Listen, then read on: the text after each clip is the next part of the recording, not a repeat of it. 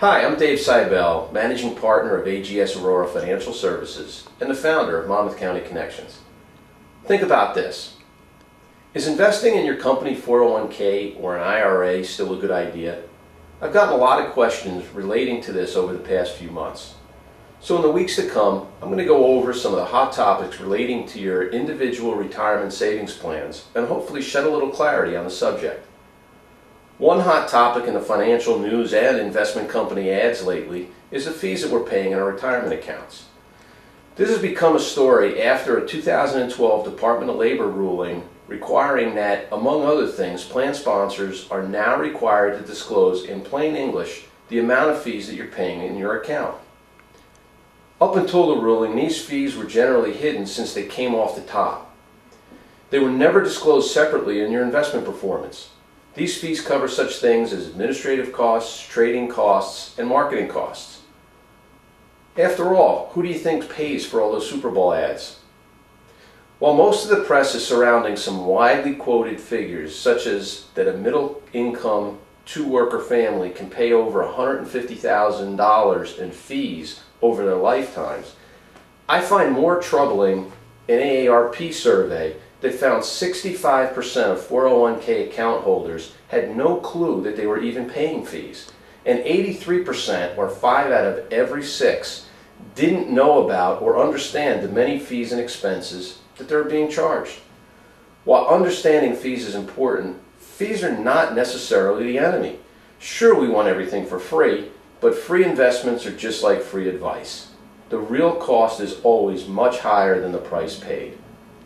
The subject of fees is more complex than what is being presented by the media. We can't analyze the validity of these costs without looking at the value we are getting for the price we are paying.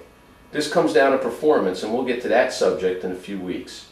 Remember, like most issues we discuss, success comes from knowledge. Eliminating the noise of the media and understanding what's beyond the headlines can be your key to financial success. If you'd like to find out about the true cost of your retirement accounts, give us a call. Hi, we're back. I'm here with Blaise Furiato, the owner of Blaise Designs, located out of Monmouth and Ocean Counties. Hi, Blaise, how are you? I'm well, thank you. Tell us a little bit about your company. Blaise Designs is a home staging company. I launched January 1, and it's all about trying to get the home unit ready for marketing in the real estate world for sale. Okay. So what makes home staging an important part of selling your home? Home staging at this point is a new animal in this area. Home staging, a lot of people think right away home decorating, home designing, where yes, there's a lot of background to that.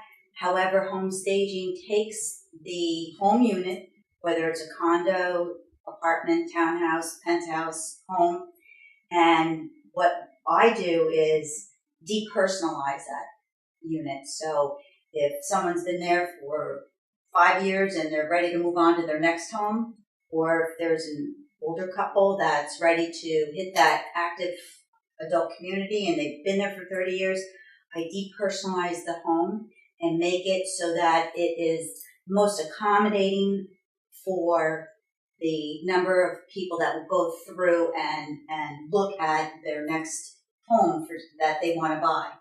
And a good way to explain this is we've all gone on vacations, we've all gone into a hotel room, swing that door open,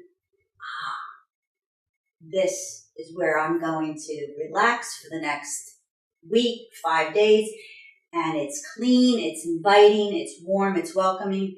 You have no idea who the prior visitors were, vacationers. You don't know if it was a family of 6, had a couple dirty diaper kids. You don't know if it was a bachelor party, stinky cigars and what have you, or if it might have been a girls' night out. So it's all been depersonalized, but prepped for the next people to come in and enjoy. And that's the basics of home staging. We want to make that home as appealing as it can be. And the big reason this is a new animal, I feel in this area is because it's always done the old-fashioned way. The realtors do their hard, diligent work, and they'll take photos and list it. But it's a new animal here because the old curb appeal, which used to be, you know, you would drive around the neighborhood that you wanted to target for your new home, and you'd be like, oh wow, I'm going to call my realtor. I can't wait to see that house. Look at the outside; it's beautiful. Well, the new curb appeal is the social media appeal, because with all the listings on the internet, everyone will be shopping the internet before they even drive through that neighborhood. They'll call their realtor and they'll say, hey, I saw some great houses, blah, blah, blah, give the realtor their wish list. And if the homes that aren't appealing, they're never going to see any foot traffic. So you want to make sure that the house that hasn't been painted, the kitchen that hasn't been painted since 1970, right? Because looks like something that people would want to move into today. They refer to it as deferred maintenance. So right away, if you are driving around in a particular neighborhood and you see a house and it looks like what you want, but you know what? That roof looks like it's about 30 years old and ready to fly off. Right. So right away, I'm wondering as the prospective buyer, oh, what else is wrong with this house? Sure. What else can I tick off and drop and see if I can get them to drop the price? So what I'm trying to do is avoid all that. I'm just trying to give that, when you walk into that wonderful hotel room, you want that, this is great. So you're trying to just tell people that, you know, get the house to a point where when people see it the first time, they're like, I can move into this house today. This could be mine. I could be here. That's great. It's simple as you're expecting company. Do you not pick up? Do you not, oh, you know what? That door could use a fresh coat of paint. You know, it's same principle. You have people coming through, and yes, you have beautiful things, and yes, maybe that pink room is just so you, but it's not just so for everybody else that comes through. So it's the little things. Yes. Well, that's great. The details. That's great. Blaise, if people want to get a hold of you, how do they reach you? Website, email, mobile phone, and I can text. So if you do get my mobile phone, I can respond via text. And that information will be right on the bottom of the screen. Blaise, thanks for coming in today. Thank you so much. Appreciate it.